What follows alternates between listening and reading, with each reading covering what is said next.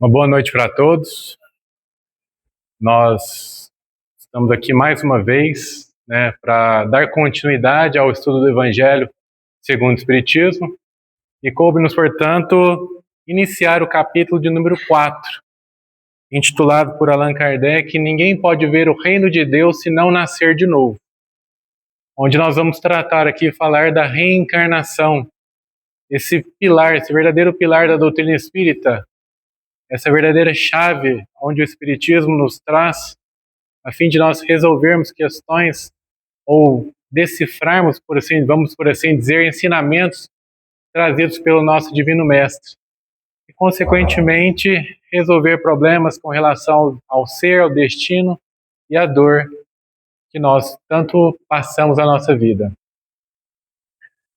Vale recordar que esse tema, para nós espíritas, é um pouco, de certo modo, interpretado de uma forma errada, de uma forma errônea, uma vez que nós sabemos, temos o conhecimento que vamos reencarnar aqui por diversas vezes, até que nós possamos nos livrar das nossas impurezas, e muitas das vezes, diante das circunstâncias que se apresentam em nossas vidas, nós adiamos esse processo de reforma íntima, ou esse processo de reajustamento do ser, ou até mesmo resgate dessas situações para o nosso equilíbrio, para o nosso melhoramento, a pretexto de deixar para uma próxima reencarnação, deixar para as próximas seguintes.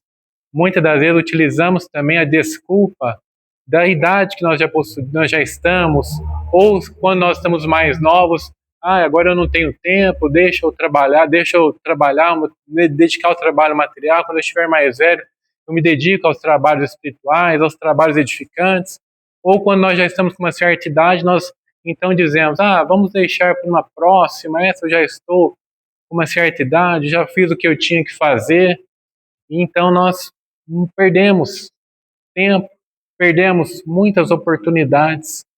E quando nós aprofundamos o estudo acerca da reencarnação, aí que nós vemos a grande contribuição da doutrina espírita, nós então percebemos o quão é difícil retornar à carne.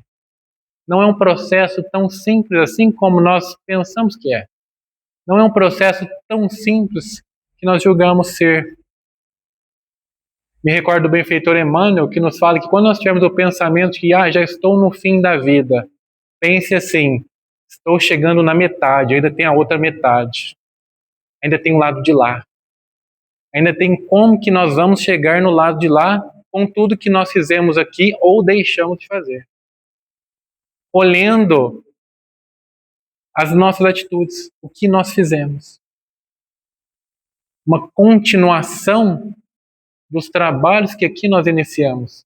Ou, vamos por assim dizer, o começo de um verdadeiro trabalho. O começo de um verdadeiro trabalho.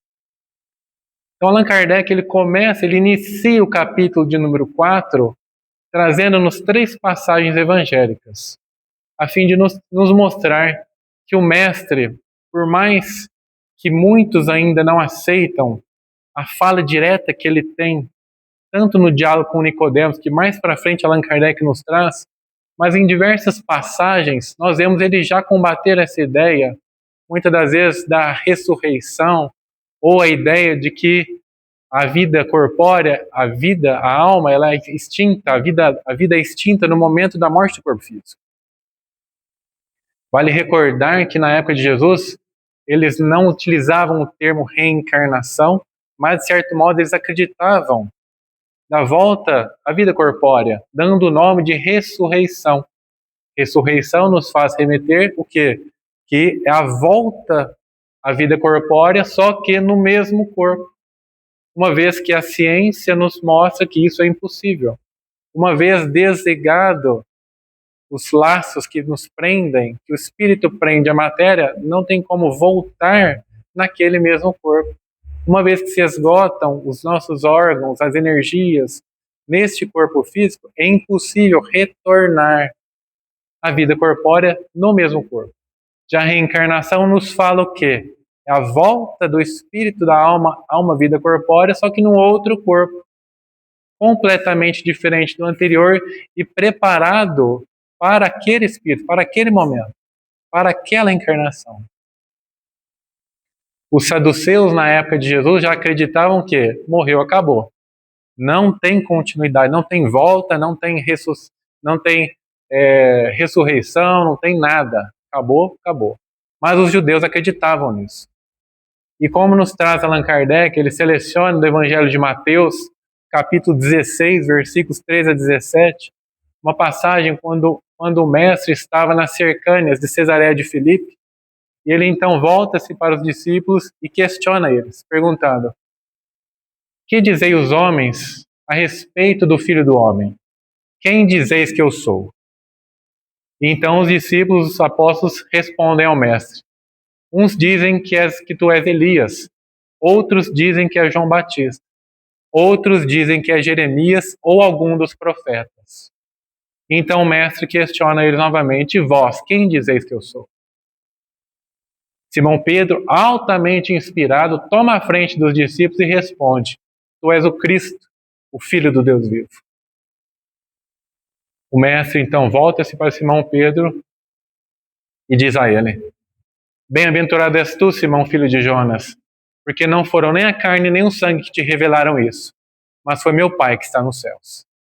Então nós vemos nessa passagem essa ideia já que existia nos judeus acerca da ressurreição, acerca da volta do espírito da alma à vida corpórea, à vida material, mas de uma forma imprecisa, confusa.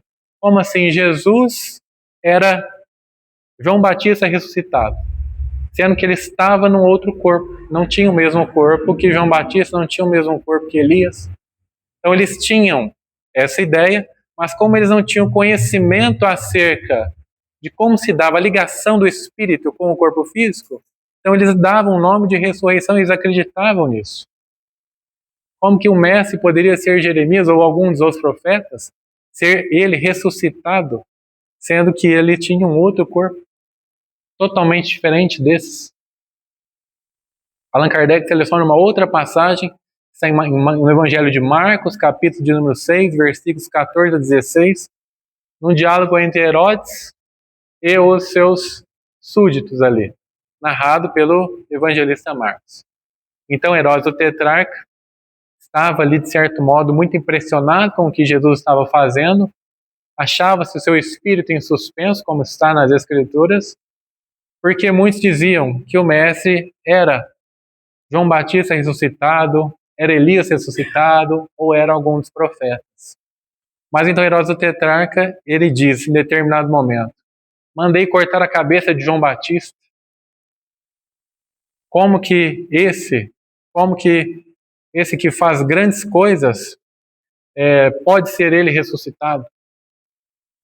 E então nós vemos aí mais uma vez essa ideia confusa acerca do mestre, acerca dessa ideia de ressuscitar, de voltar à vida ao corpo físico. E então, na terceira passagem que Allan Kardec nos traz, ali em Mateus capítulo 17, versículos 10 a 13, após ocorrer a transfiguração no Monte do Tabor, onde nós sabemos que aparece ali para João, Pedro, Tiago, tanto o mestre com toda a sua grandeza, Moisés e Elias. Logo após isso, os discípulos então questionam o mestre, dizendo para ele por que os escribas diziam que era necessário Elias vir primeiro. E o mestre responde: em verdade vos digo que Elias há de vir primeiro. Ou melhor, que Elias já veio, porém veio para restabelecer as coisas. Porém, eu vos digo que ele já veio, e vós não o reconheceste, e os homens o trataram como lhes aprouve, e assim farão também sofrer o Filho do Homem. E o evangelista Mateus complementa embaixo dizendo que eles compreenderam que Jesus falara de João Batista. E João Batista era Elias, era a reencarnação de Elias. era a reencarnação de Elias. Então nós já vemos, de certo modo, já Jesus já combatendo essa ideia, já trazendo-nos a ideia da reencarnação, da volta do espírito à vida corpórea, só que num outro corpo físico, dizendo que Elias era, portanto, ou dando a entender a reencarnação. João Batista era a reencarnação de Elias. Mas então, um pouco mais à frente, Allan Kardec traz-nos o diálogo famoso com Nicodemos, onde ele fala claramente sobre a reencarnação. Nicodemos, como todos nós sabemos, era um doutor da lei, muito inteligente, muito estudado, e ele então, admitindo que estava diante do Messias, que estava diante de fato do Cristo de Deus, por tudo que ele fazia, ele sai ali da onde estava, do templo, e vai ao encontro de Jesus à noite para não ser visto, uma vez que ele era um homem de importância, ele era um homem muito culto e muito inteligente, não podendo ser visto ali com Jesus, uma vez que os judeus, eles combatiam o mestre, eles estavam ali não de acordo com o que o mestre fazia e muitas das vezes combatia eles, né, dizendo que eles eram hipócritas e tudo mais. Então, diante de Nicodemos se rende ao mestre, diz a ele que com certeza ele era o enviado de Deus por tudo que ele fazia, e o mestre então volta-se para ele e diz: em verdade vos digo que é preciso, é necessário nascer de novo, que ninguém poderá ver o reino de Deus se não nascer de novo. Ninguém poderá ver o reino de Deus se não nascer de novo. E aí que nós vamos fazer aqui um paralelo com o que a doutrina espírita nos traz a respeito disso, das informações a partir do livro base da nossa doutrina, o Livro dos Espíritos. A segunda parte da obra, das questões 166 em diante, nós vamos aqui fazer um paralelo com essa fala do mestre, entendendo melhor o que o mestre estava querendo dizer com isso, uma vez que para nós está muito claro que o mestre falar aqui da reencarnação. Então ninguém pode ver o reino de Deus se não nascer de novo. Na questão 166 do Livro dos Espíritos, Allan Kardec, vale recordar que ele também teve muita dificuldade em aceitar a ideia da reencarnação. Um artigo escrito por ele mesmo na Revista Espírita de fevereiro de 1862, intitulado Reencarnação na América, ele ali diz que ele somente acolheu essa ideia da reencarnação depois de muita discussão e muito embate com os espíritos. Mas então ele compreendeu a partir dela a justiça de Deus. Foi a partir dessa ideia, a partir dessa revelação, que ele compreendeu, portanto, a justiça divina. Então, na questão 166, ele questiona os espíritos. Como que o espírito que não atingiu a perfeição na sua vida corpórea pode acabar por depurar-se? Como que ele pode atingir essa perfeição, sendo que na sua vida ele não conseguiu? Então, os espíritos respondem: sofrendo a prova de uma nova existência. Sofrendo a prova de uma nova existência. Então vamos puxar lá atrás, questão 132. Qual que é o nosso objetivo? Qual que é o objetivo da encarnação? De nós encarnarmos, de nós revestirmos um corpo material, passar por todas essas situações. Primeiro, evolução, evoluirmos, nos desenvolvermos intelectual e moralmente, espiritualmente falando. E o segundo ponto, nós contribuirmos, darmos a nossa contribuição na grande obra da criação. Ou seja, auxiliando no desenvolvimento da evolução do nosso planeta, materialmente falando, e dos seres que aqui habitam, auxiliando aqueles que estão atrás de nós ou que passam por grandes dificuldades, por existências realmente provacionais e expiatórias. Contribuindo, portanto, nessa lei de amor, na grande lei de fraternidade, de caridade, de qual todos nós somos regidos, pelo qual nos regem essa lei de amor, essa lei de fraternidade. Então esse é um grande objetivo nosso. Mas nós sabemos que nós somos criados simples e ignorantes, temos que por objetivo essa evolução, de nós voltarmos para Deus, nós percorrermos todo esse caminho de evolução, para que então possamos voltarmos para Deus, voltar para esse foco glorioso de luz pelo qual nós saímos.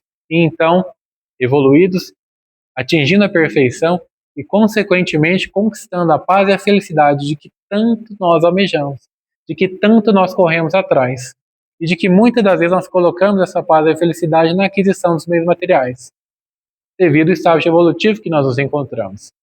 Então, essa mudança de foco, de percepção ou de ponto de vista na nossa vida, isso é muito importante, o que vai nos libertar. Por isso o Mestre nos diz: conhecereis a verdade e a verdade vos libertará.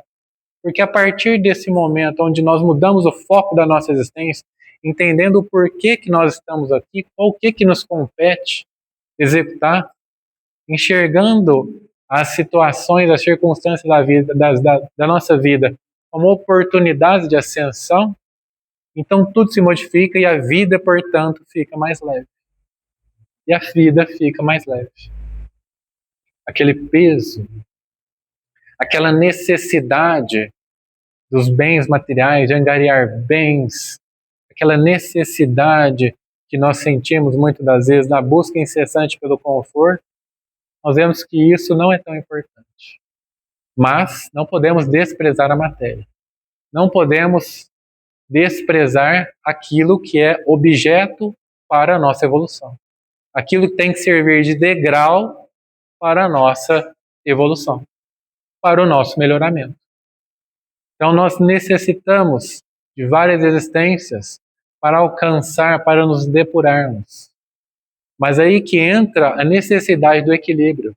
Uma vez que nós ainda dominados pelas paixões, escravizados ainda pelo orgulho, nós queremos o quê? Uma vez que nós sabemos de tudo isso, avançar. Nós queremos chegar à perfeição, nós queremos dar demonstrações de virtudes que nós ainda não temos. E quando nós vemos que nós não conseguimos ainda, ou que nós não detemos tais virtudes, nós então desanimamos e muitas das vezes abandonamos esse caminho. Abandonamos a religião, abandonamos os centros, os trabalhos, porque mesmo que se passe 1, 2, 3, 4, 5, 10, 20 anos, e nós ainda damos demonstrações de inferioridade, ou ainda damos brechas às tentações da vida carnal, nós então desanimamos. Queremos essa evolução rápida, imediata, do dia para a noite, e nós sabemos que isso é difícil. Mas ao mesmo tempo nós não podemos o quê? Encarar essa evolução de uma forma displicente, falando: eu não consigo, deixa para uma próxima. Depois eu vejo. Eu não consigo mesmo, é muito difícil. Eu sou assim. E perdemos a oportunidade. Então nós estamos, de certo modo, andando sobre um caminho muito estreito, onde se nós pendemos demais para o trabalho, julgando que vamos conseguir, julgando que vamos ali de um dia para a noite vencer isso, nós caímos. Ou se nós tratamos com displicência e adiamos esse momento, ou essa batalha que se estabelece dentro de nós então caímos. Mas precisa achar o que? O equilíbrio. Achar o equilíbrio para que possamos então andar nesse caminho tão estreito e não cair. E não cair. O Mestre disse: aquele que perseverar até o fim será salvo. Haverá momentos que nós acharemos que somos detentores de evolução, de virtudes, mas haverá momentos em que nós desanimaremos, que vamos desanimar, que vamos duvidar de nós mesmos. E aí que entra o nosso trabalho, aí que entra o trabalho íntimo nosso, aí que entra a nossa contribuição à perseverança. A perseverança. Então, os Espíritos nos dizem que para alcançarmos essa depuração por completo é necessário novas existências. Allan Kardec então pergunta na 166b: nós contamos então com muitas existências corporais? E os Espíritos dizem: sim, contamos muitas existências corporais. Então, na pergunta seguinte, 167, ele faz a pergunta direta aos Espíritos: qual o objetivo da reencarnação? Por que nós reencarnamos? Qual que é o objetivo? Os Espíritos então nos revelam: expiação e melhoramento progressivo da humanidade. Sem isto, onde a justiça? Expiação. É necessário nós entendermos essa palavrinha, expiação. Quando nós reencarnamos num mundo como o nosso, onde a matéria prevalece, onde o mal ainda predomina, nós enfrentamos ou passamos pelas vicissitudes da carne, pelas vicissitudes que a vida na matéria nos impõe, seja na mudança de clima, que tanto nos prejudica. Nós adoecemos quando acontece uma mudança drástica de clima, ou quando vem muito frio ou muito calor. Nós, quando temos que enfrentar muitas vezes a perversidade dos homens, isso é de fato uma expiação que nós temos que passar, que nós temos que enfrentar. E muitas das vezes a expiação no sentido das dores que nós fizemos outrora alguém passar. Nós expiamos o nosso passado. Nós passamos por dores que nós fizemos outro ou alguém passar outrora. E aí entra o grande benefício da dor, que resume muitas das vezes ou marca a nossa existência corporal. A dor tem um grande poder de nos trazer o que? A sensibilidade, de nos sensibilizarmos, de quebrar aquela crosta muitas das vezes de orgulho e egoísmo que nós nos enraizamos. Então vem a dor e quebra isso. Então a gente consegue nos ficar mais sensibilizados. Nós conseguimos então criar ali ou ter a compaixão, a misericórdia, despertar o amor, essas grandes centelhas divinas que há dentro de cada um de nós. O objetivo da reencarnação é esse, da gente expiar, da gente passar por essas vicissitudes, despertar para a grandeza que nos aguarda, para a paz e a felicidade, e então cumprirmos com aquilo que nos compete. Seja através da nossa evolução, seja auxiliando, seja pelo trabalho. Nosso trabalho material, nosso trabalho espiritual e corporal. Melhoramento progressivo da humanidade. A partir dessas situações é que nós vamos nos melhorando. De existência em existência, de reencarnação em reencarnação. Nós vamos então melhorando, nós vamos então progredindo. Sem isso, onde é a justiça? Como que nós vamos explicar então a família que nós reencarnamos, ou as situações que nós passamos muitas das vezes, onde nós não encontramos o porquê de passar por aquilo nesta presente encarnação? Vale recordar, já fazendo um spoiler aqui do próximo capítulo, capítulo 5, Bem-aventurados os aflitos, que muitas das dores que nós passamos é em virtude do nosso procedimento de agora. Só aquelas pontuais é que tem a sua causa numa existência pretérita.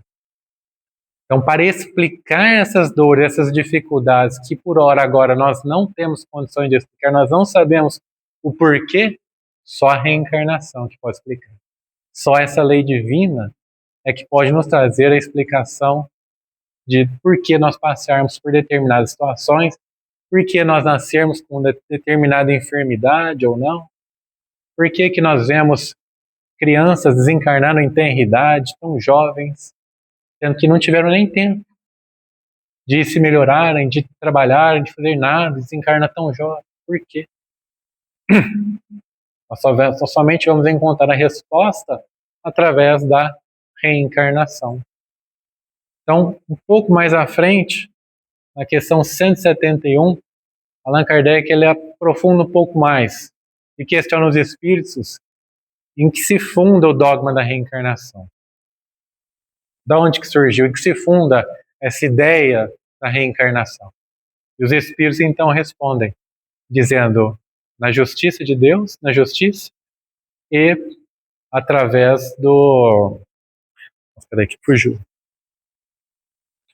Na justiça de Deus e na revelação. Na justiça de Deus, somente aí, através da justiça de Deus é que ela se funda, que nós podemos reconhecer, uma vez que a justiça de Deus se dá através a cada um segundo as suas obras. Então, o que nós fizermos agora, nós colher muitas das vezes, tanto no plano espiritual, quanto uma encarnação para frente, uma encarnação futura. O que nós estamos colhendo hoje é o que nós fizemos outrora. Nós vamos colher amanhã o que nós fizermos hoje. Então, hoje, nós vemos a importância da reencarnação, ela se dá porque nós vamos preparar o nosso futuro a partir de nós fizermos hoje. Então, aí se explica a justiça de Deus, através da reencarnação, através dos nossos atos, através de cada um segundo suas obras. Nenhum dos nossos atos fica ou passa desapercebido pela grande contabilidade divina. Nenhum.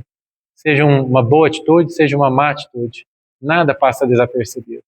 Mas Deus, a sua misericórdia infinita, então, nos permite, através da lei de amor, nos permite, através do trabalho, de fazer o bem, sanar muitas dessas males, muitas dessas dores que nós causamos outrora, muitos desses equívocos. Então, estão em nossas mãos.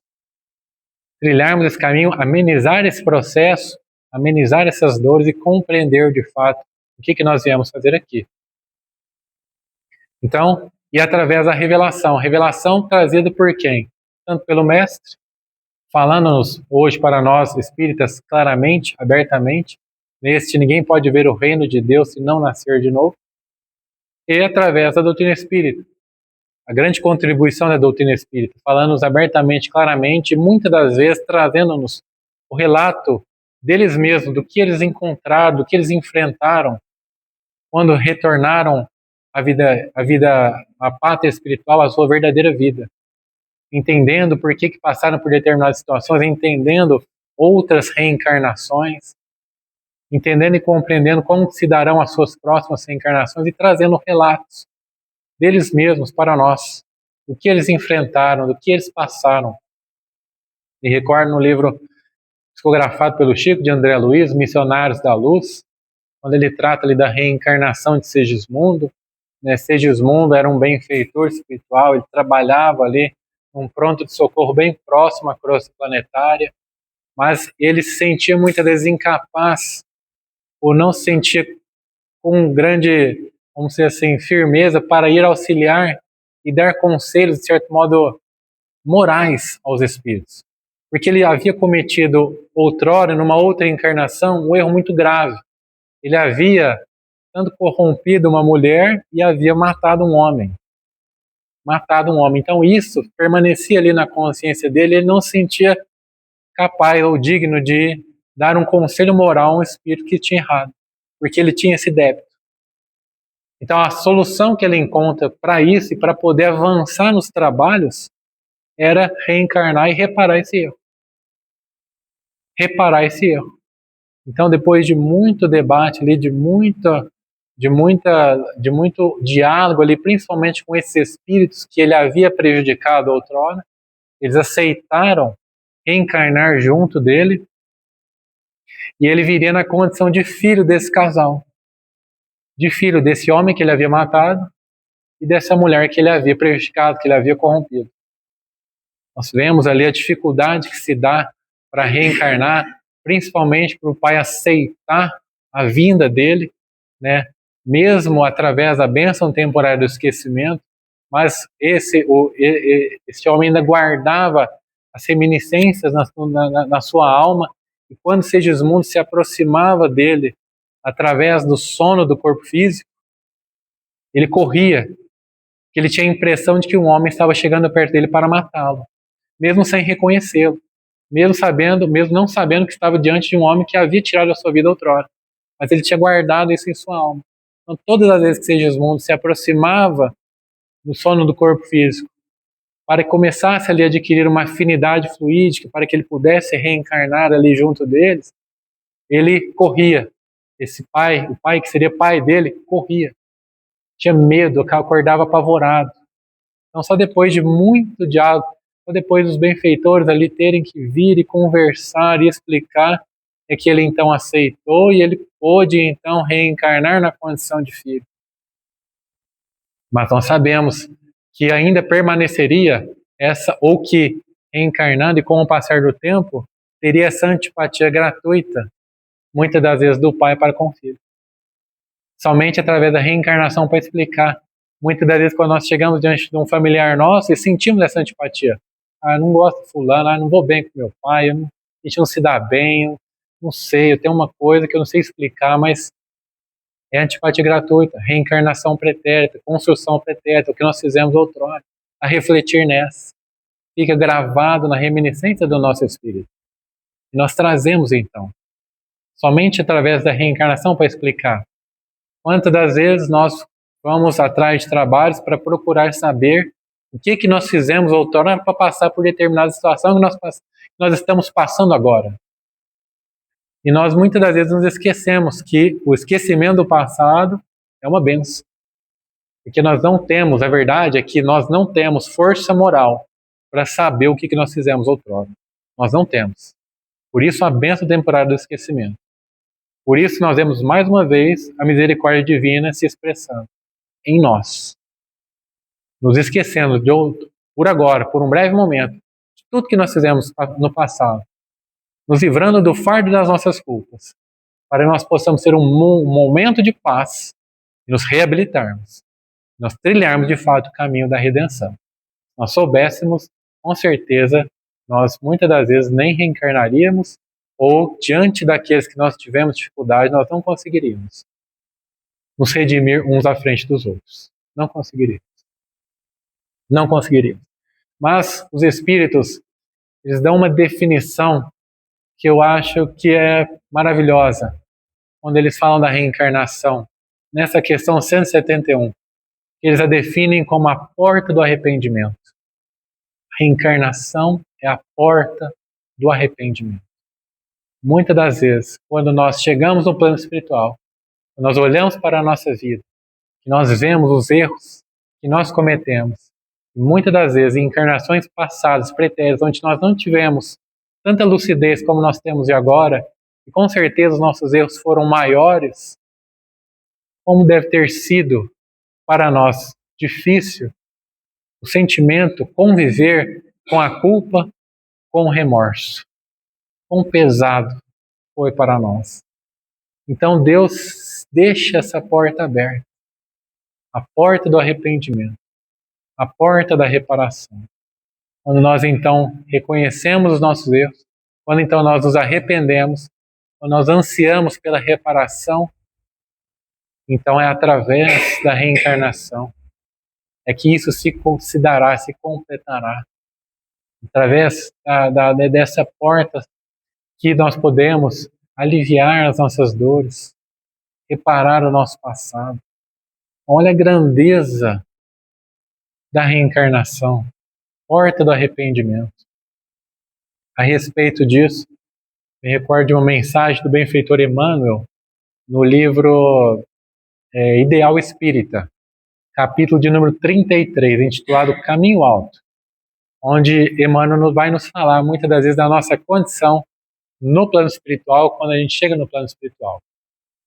Emmanuel nos diz então que, além da morte, as alegrias que nós encontramos ali quando nós desencarnamos, muitas das vezes através dos nossos feitos que nós fizemos aqui, dos trabalhos que nós desempenhamos, elas são como fulgurações crescentes, ou seja, elas aumentam ali, elas são muito grandes, das alegrias que nós temos aqui, que nós passamos, uma vez em espírito, elas são maiores, porque não tem um corpo físico. Tem o espírito, tem a consciência. Não tem um corpo físico para, de certo modo, amenizar ou diminuir o poder da nossa consciência. Então elas são fulgurações crescentes, nos dão aquele êxtase. Mas o mesmo princípio, Emmanuel nos diz que as dores da consciência atingem o superlativo da angústia. Ou seja, os nossos erros, quando a gente pensa nos nossos erros, quando a gente pensa no trabalho que nós deixamos de fazer, quando nós pensamos, nos recordamos do tempo perdido, isso nos traz um sentimento de remorso, atinge o que? O superlativo da angústia, ou seja, uma angústia muito maior daquilo que nós sofremos, que nós conhecemos aqui quando encarnados. Por isso o relato de muitos espíritos que praticaram suicídio e que ao se deparar com a vida, os seus sofrimentos são muito maiores daqueles que eles enfrentavam aqui quando encarnados. Muito maiores, muito mais difícil. E quem de nós, na nossa ignorância ainda, pode-se dizer que está isento de erros? Ninguém. Ninguém. Então nós tememos muitas das vezes a morte por ter que enfrentar a nossa consciência. Por ter que enfrentar o grande juiz da nossa consciência. E Emmanuel nos fala, as alegrias são como fulgurações crescentes, mas as dores da consciência atingem o superlativo da angústia. Então, neste mesmo princípio, Emmanuel continua a mensagem, dizendo-nos que o remorso é como um fulcro de agonias morais à nossa alma, reavivando as nossas lembranças dos nossos erros, com um espantoso poder de repetição.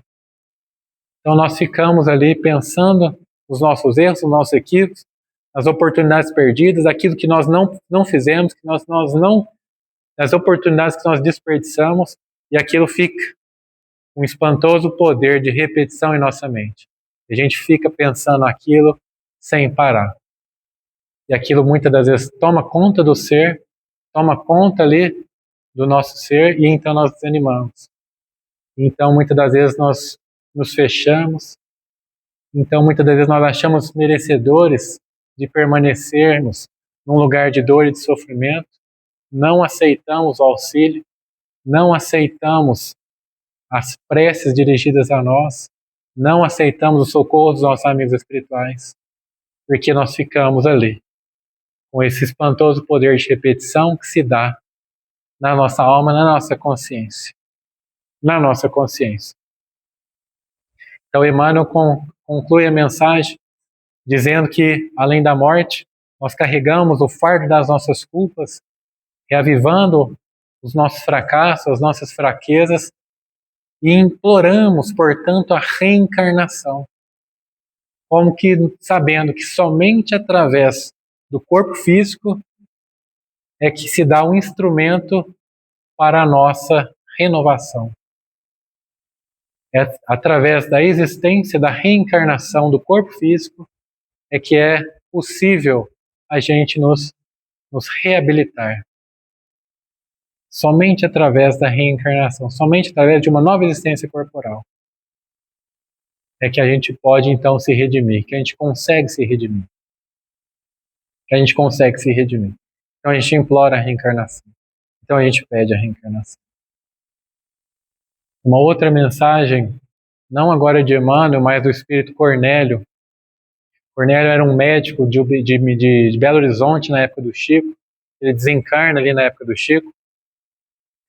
E no livro Instruções Psicofônicas, é um livro que ele é feito de mensagens psicofônicas de Francisco Cândido Xavier, né, que Arnaldo Rocha, que na época eles gravavam ali nas reuniões mediúnicas do Grupo Meimei.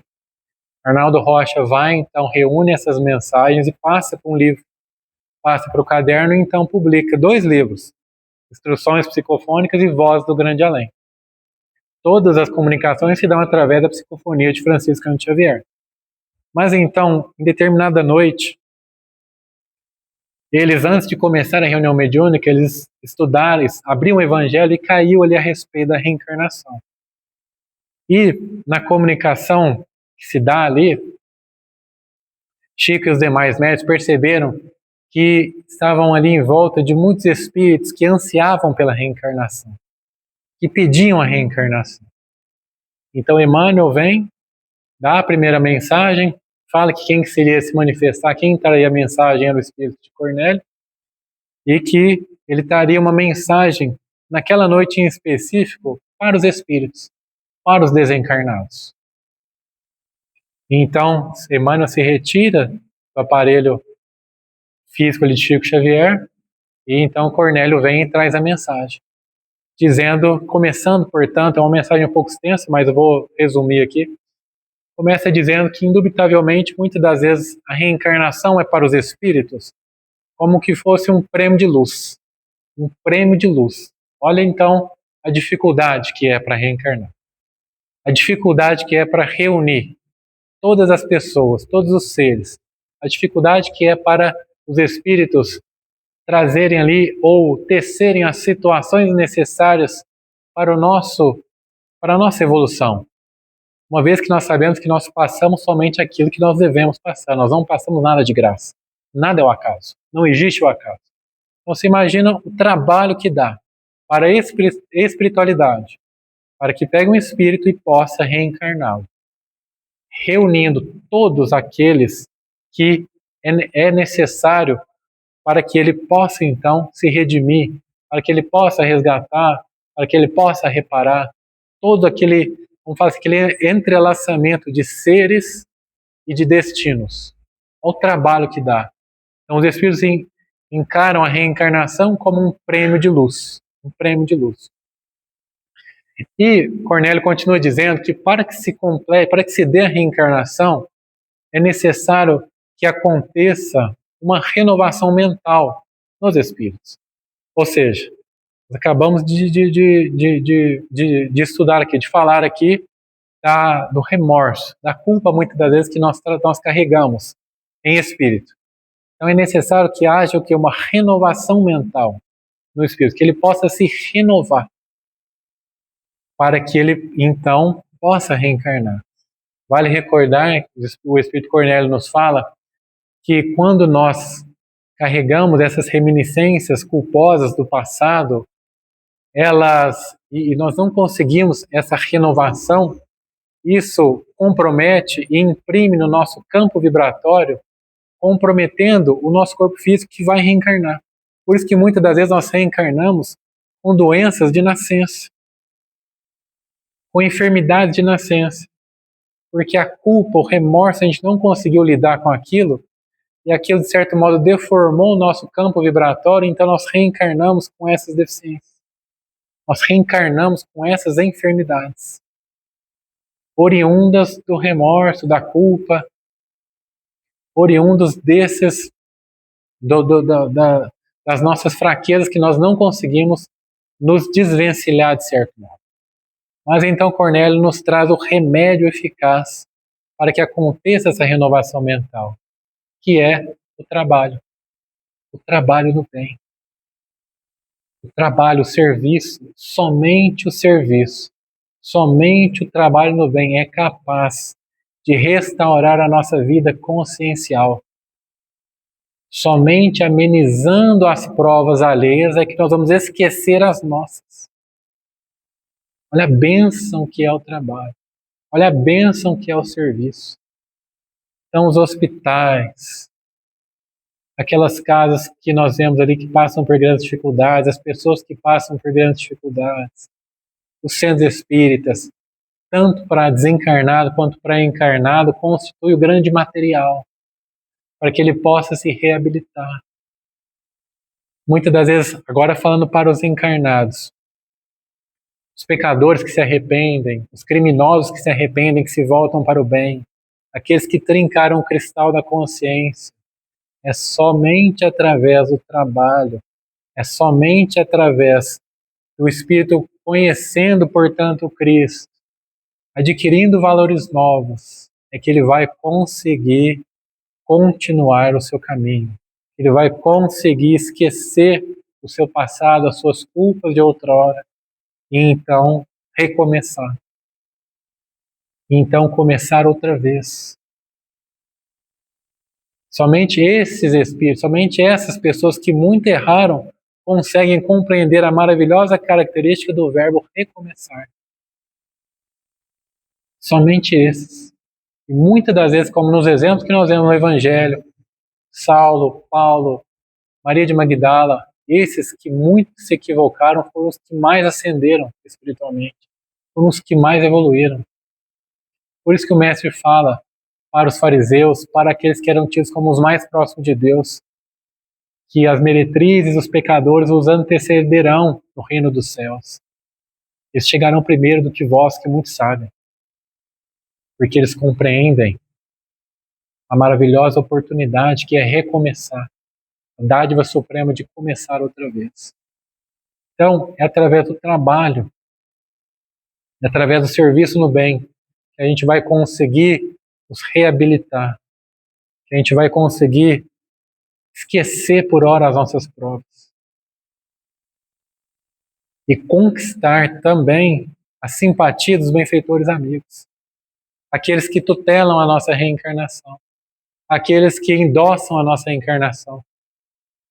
Através dessa vontade vigorosa, portanto, de se redimir, demonstrando o trabalho, angariando a simpatia deles e a simpatia dos homens, é que nós vamos conseguir angariar forças e adquirir a simpatia desses espíritos a fim de nos auxiliar para que a gente possa vencer.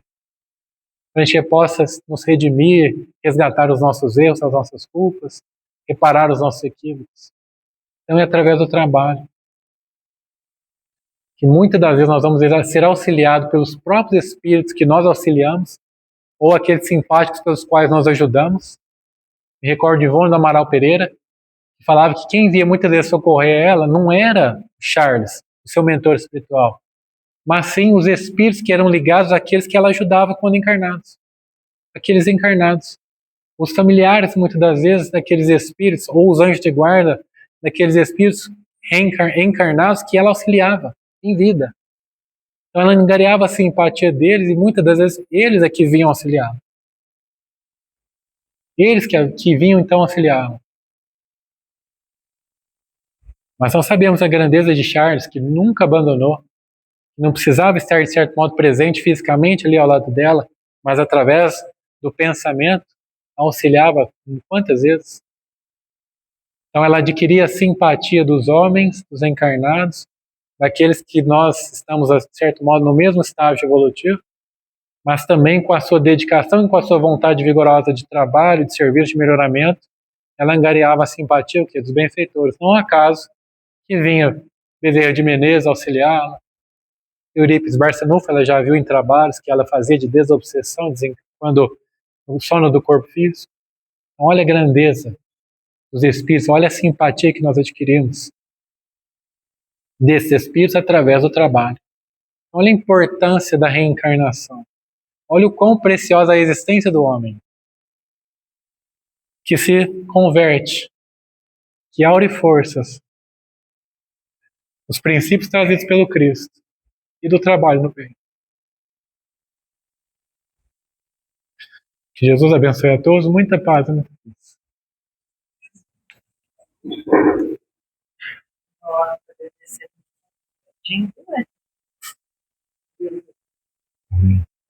Agora nós vamos passar na parte